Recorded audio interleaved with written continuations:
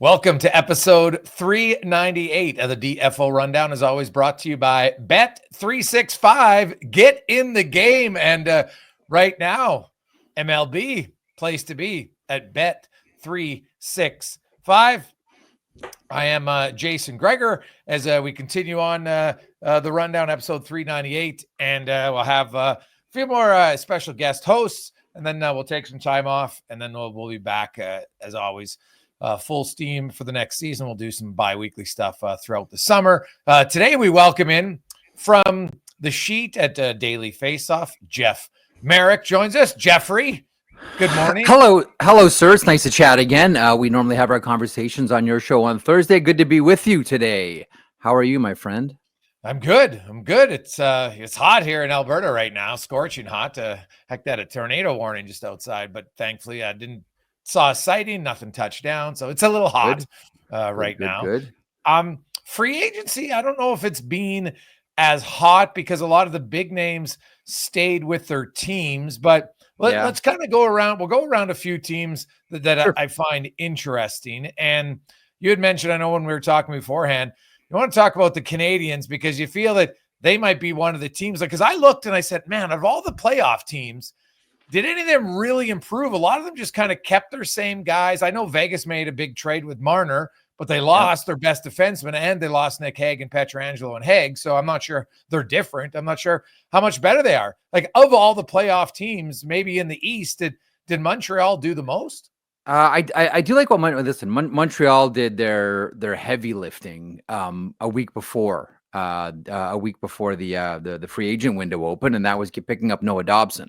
Like, first pairing defenders really don't emerge, right? Like, it's one of the hardest things to catch. Good luck catching that butterfly with the net. It's tough, right? And Noah Dobson emerges, and they grab him. I'm curious your thoughts on this one too, because when I saw them send, 2 first-round picks, which turned into 2 really good players here for the Islanders, even though they were trying to get the big fish, James Higgins, in the top 10. That didn't work out. But by sending 2 first-round picks, I wonder if that's Kent Hughes signaling to the marketplace that this rebuild is over. Or, as Winston Churchill said, it's the end of the beginning right now for the Montreal Canadiens, because that's the way it feels. And I think a really, really good sneaky move is bringing in Zach Bolduc. Now, it cost them Logan Mailloux. But as we've seen before, like, the Montreal Canadiens are absolutely loaded when it comes to defense prospects. So that's fine. And with making the trade for Noah Dobson, Logan Mailloux puts another speed bump in front of him getting to the NHL. So this one makes sense too. St. Louis has a lot of wingers, specifically on the right side, led by Jimmy Snuggerud. So that made him available. I thought that Bolduc had a really good season last year for the St. Louis Blues. He's got a really good shot. Really good one-timer. He's a robust player. I don't think it's lost on anybody that he's French-Canadian as well, which will always play good in the Montreal market for the obvious reasons. Losing Armia is going to be tough for their penalty kills, certainly. But I look at this team now, and you can make the argument that they still need a legit 2C on the team. But of all the Canadian teams right now, and again, like, we're doing this on July 3rd, but right now, if I looked at all the Canadian teams and I said which one pulled ahead more than any other team, I'd probably have to go with the Montreal Canadiens.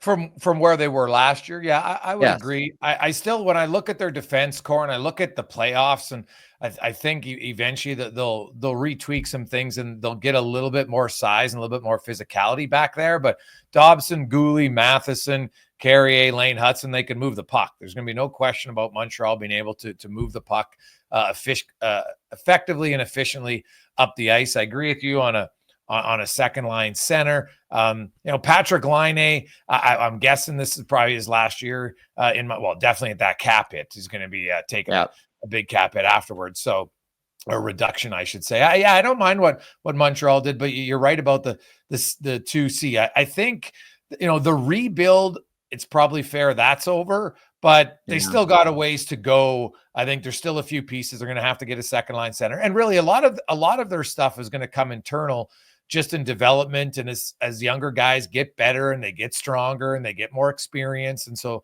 they'll become a threat. I will say, I talked to people on both sides because it was a fascinating trade, the Mailloux for Bolduc trade. And, Bolduc's obviously been in the NHL already, had a pretty good rookie season at 19 goals.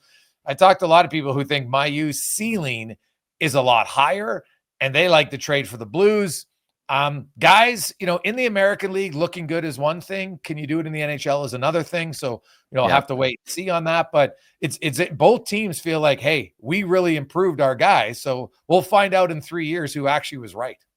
Yeah, Mayu's got the bomb of a shot from the point, can move the puck, can skate. The one thing, and this happens to young players, like in that series against Rochester, like Rochester drove him to distraction to the point where, there were times where he was sort of running all over the ice trying to get at guys, and just got, a couple of different times. And credit to Michael Leone, the head coach of the Rochester Americans, for getting his guys to get under the skin of Logan Mailloux. He really got distracted in that series. I mean, Laval ended up winning it, but at the same time, I think a lot of people came away from that series and said, you want to see a little more hard focus from Logan Mailloux. But no doubt, like, this guy is supremely skilled, supremely gifted.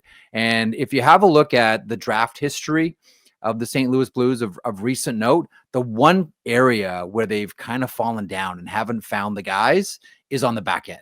So that one does make sense. They have the Dalibor Dvorskys up front. And I mentioned Jimmy Snuggerud as well. So they have a lot of young forwards, specifically on the right side.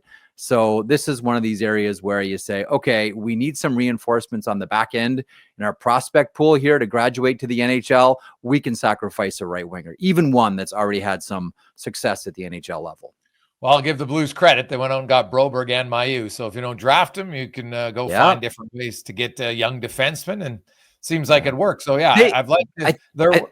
I think they also, I think they also tried to get Granlund as well, and then they ended up grabbing Suter at a cheaper price than Granlund obviously got with Anaheim. But I do believe that St. Louis was in on Granlund. I don't think they were prepared to pay the 3 times 7 that the Anaheim Ducks did, but they were I believe in on Granlund. And listen, and they were swinging with the Montreal Canadiens as well, on a couple of different things. But listen, the thing about Habs too is the wild card to all of it is how good is Ivan Demidov going to be next year? Yeah, are they going to go back to back, Calder Trophy? I mean, already the kid looks phenomenal. Yeah, he looked. That's where I look at Habs and I go like, this could be really good for a long time. Their first unit power play looks pretty exciting, and their second unit isn't bad if you throw Laine back on their second unit with Noah Dobson, to make that a centerpiece of it. So Montreal, I'll say this, the Habs are going to be one of the more exciting teams to watch in the NHL. I think there's going to be lots of nights where you're seeing them on the highlight reel for sure. Sometimes offensively and defensively, but I think maybe more offensively. They're going to move the puck a lot. I think they're still going to give up some, but the Habs are going to be entertaining. And I'm a big fan of entertaining teams, especially in the regular season. And, you can learn how to win later on. You got to learn how to compete and make the playoffs a few times in a row. And then you can kind of build out your playoff intensity, shall we say.